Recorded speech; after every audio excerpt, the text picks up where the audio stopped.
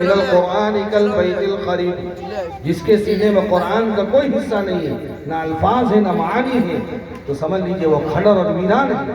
جیسے ویران گھر ہوتا ہے ویسے وہ انسان کا دل ہے جس کے سینے میں قرآن نہیں ہے، تو قرآن سے بڑی نعمت ہے۔ اور محمد رسول اللہ بھی تو نعمت ہے۔ اللہ تعالیٰ نے قرآن میں خود فرمایا أَلَمْ تَرَ إِلَى الَّذِينَ بَدَّلُوا نِعْمَةَ اللَّهِ كُفْرًا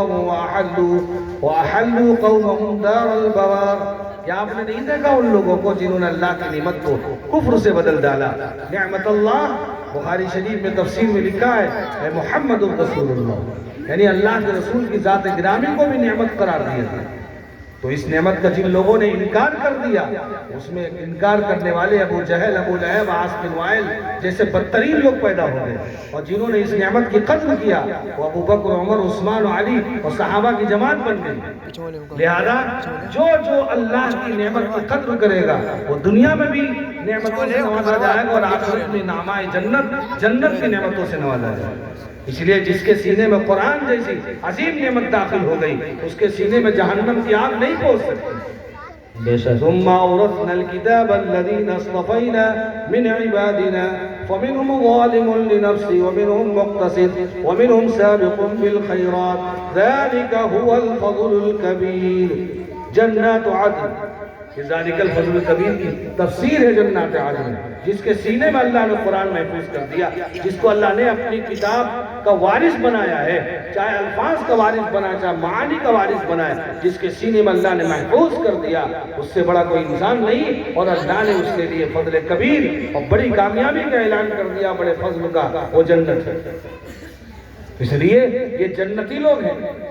اللہ کے رسول صلی اللہ علیہ وسلم نے ارشاد فرمایا اشراف امتی حملۃ القرآن و اصحاب اللیل، میری امت کے بڑے وہ لوگ ہیں جو قرآن کے حامل بن جائیں، چاہے وہ عالم ہو چاہے وہ حافظ۔ حفظ پڑھنا تو مستحب ہے